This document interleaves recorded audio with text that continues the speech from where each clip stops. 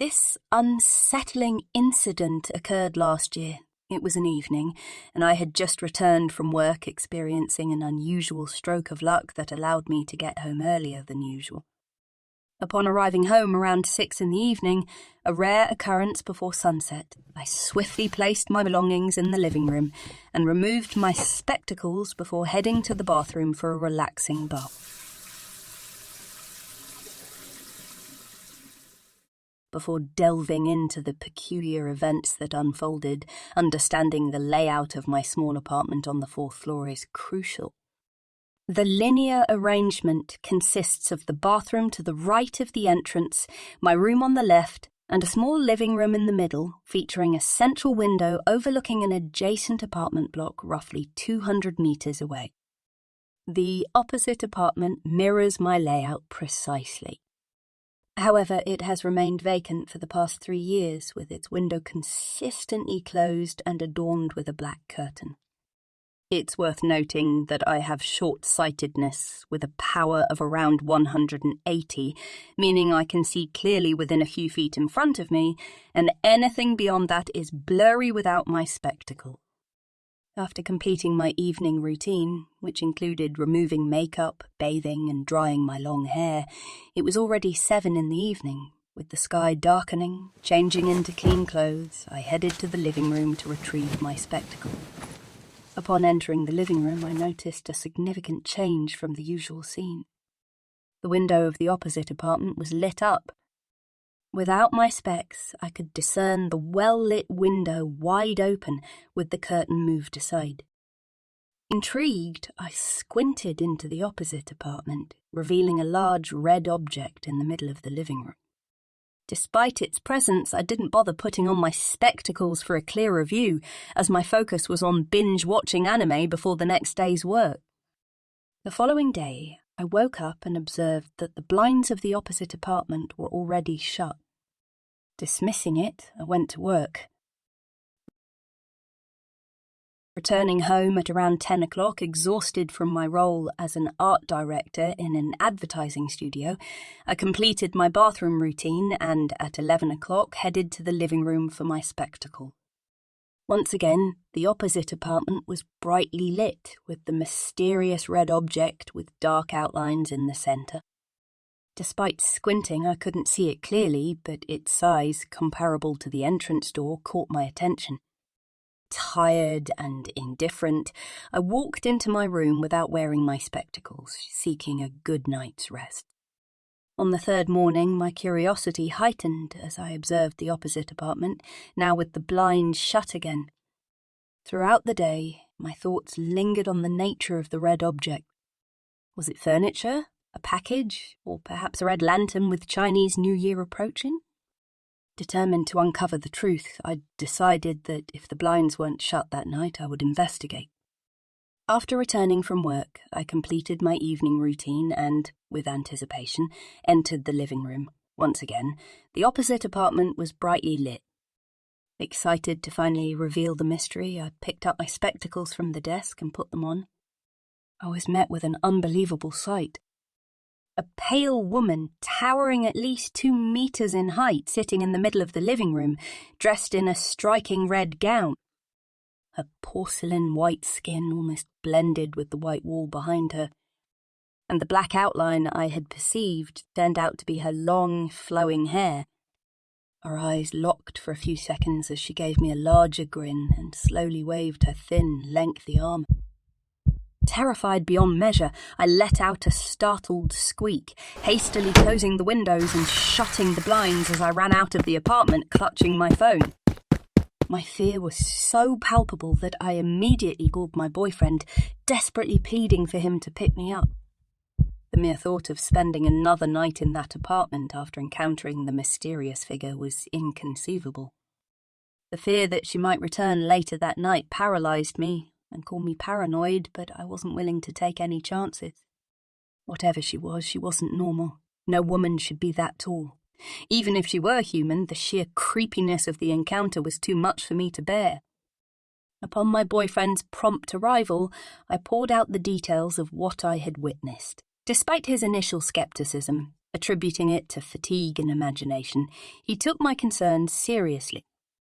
Determined to address the unsettling situation, he went to the management office and informed them of the tenant in the opposite apartment staring into my home, invading my privacy. To our collective surprise, the management office revealed that the unit opposite mine had remained unoccupied for the past 3 years. The perplexing revelation left us with more questions than answers. What, then, was the entity I had come face to face with? Was it a ghost, a figment of my imagination, or perhaps a disturbed individual who had somehow infiltrated the vacant apartment? The unsettling notion of her gaze fixed on my apartment for 3 consecutive days continued to send shivers down my spine. Haunted by the inexplicable events, I adamantly refused to return to that apartment at night. With unwavering support from my boyfriend, I relocated my belongings, seeking refuge at his place temporarily. In the days that followed, I tirelessly searched for a new apartment closer to my workplace, fervently hoping to leave the disturbing episode behind me and praying that such an unnerving experience would never cross my path again.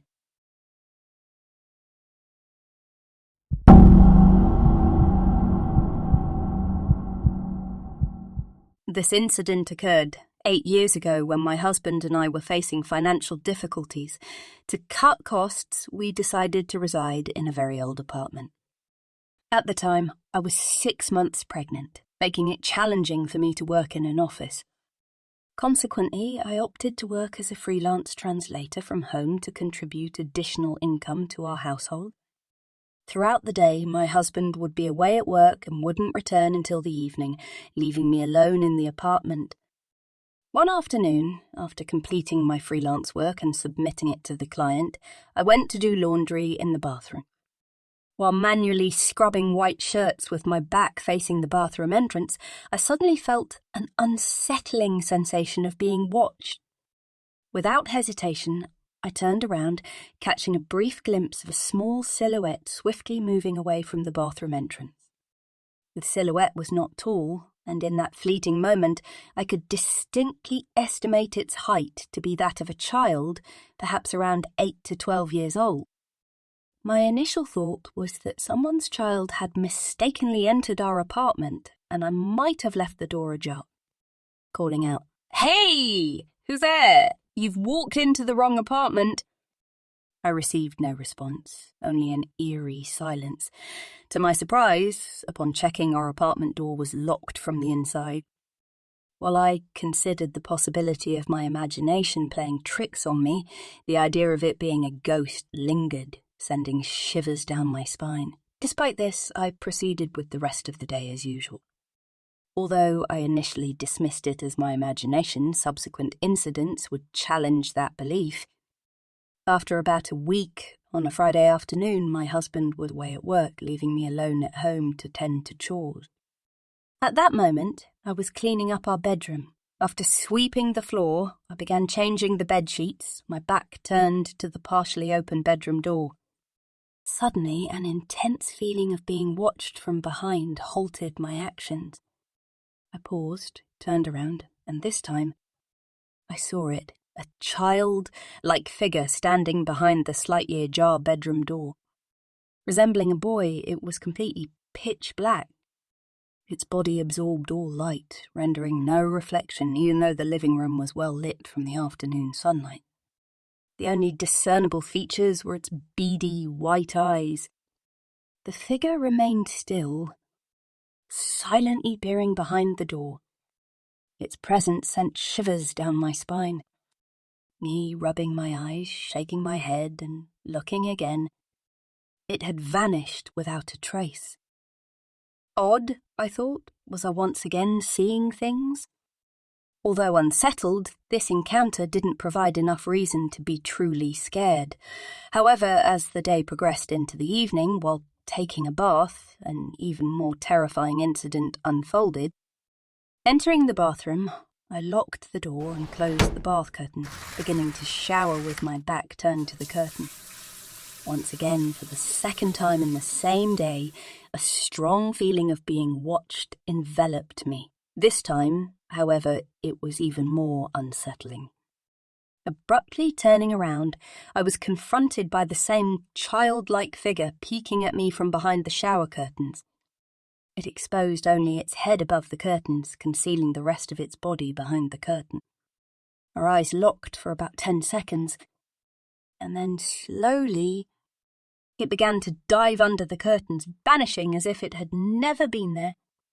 This time, I was certain I wasn't alone in the apartment. The figure was too distinct to be a product of my imagination. I was convinced it was real. Questions raced through my mind, intensifying my fear. If it were a child, how did it rise above the approximately 2-meter tall shower curtain without a chair? How did it enter the locked bathroom without opening the door? Its body, completely pitch black, defied any human explanation. What was it? The more I dwelled on these questions, the more fear enveloped me, and the more I became convinced that something otherworldly was in the apartment with me. The following night, I confided in my husband about the chilling incident. Thankfully, he took it seriously, and we made the decision to move back to our parents' home. Since our relocation, the entity had never been seen again. Despite our experience, his parents dismissed the entire episode as a hallucination. Fast forward 8 years later, with our child born and now 7 years old, our financial situation had significantly improved. We were able to purchase a new home and move in. Years, everything seemed normal until just yesterday. My boy woke up during the night, entering our room with a disturbing claim. He had seen a black, childlike figure with white eyes staring at them from behind the cupboard while he were asleep. Concerningly, I had never shared with my child the eerie occurrences from our old apartment. This revelation deeply worries me. Is the entity that haunted us in the past now following us to our new home? Or could it be something else entirely? The uncertainty grips me, leaving us to grapple with the fear of the unknown.